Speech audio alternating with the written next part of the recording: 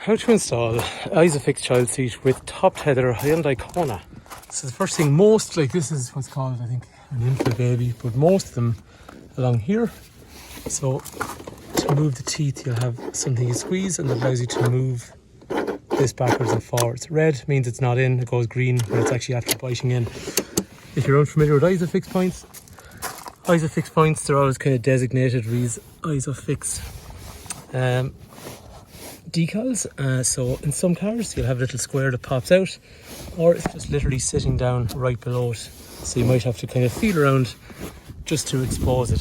So we're going to move backwards and forwards on these, and these are going to bite the isofix point that's in here. So to find it, you're going to have to extend that all the way in, and then it's just a matter of guiding it until it basically bites onto that anchor point. And you see this is after turning green just as it bit it, and that means it's on that side. And similarly again on this side, I'm just going to guide that in. I'll just show you here. You see that it's turned green. And then I can push the seat, and again push the seat until it's nice and tight. Now with the top tether, probably a bit easier to find. So on the top of these types of child seats, there'll be another little section here. So it's a belt, and you can see there's a hook, an anchor on it, and what it's going to do is grab onto that.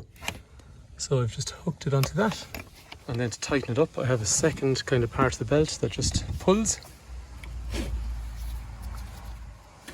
Ideally, actually, like a normal safety belt in a car, if you push that down, it's a two-handed job, so if you push that down and then pull at the same time, then that means now you're securing the top part of the seat. So basically the bottom part of the seat we've anchored with isofix, the top part is now secure as well. To take it out, all you would do is basically loosen that by pushing this and then pulling the bottom one back outwards. Again, a two-handed job. So while I was holding that, I was just pulling that, and now I can open that just by squeezing back out. So I just squeeze that to open it. And for these then, all I'm doing here is just squeezing. So if you see here, there's a little button there. I'm just going to squeeze it like so. And now that's opened up the tooth, and you can do the same on the other side and it's out. So unfortunately, probably a video that's easier to do with like two hands, but try to hold the camera at the same time doesn't really work. Hopefully the video is useful. Thanks for watching.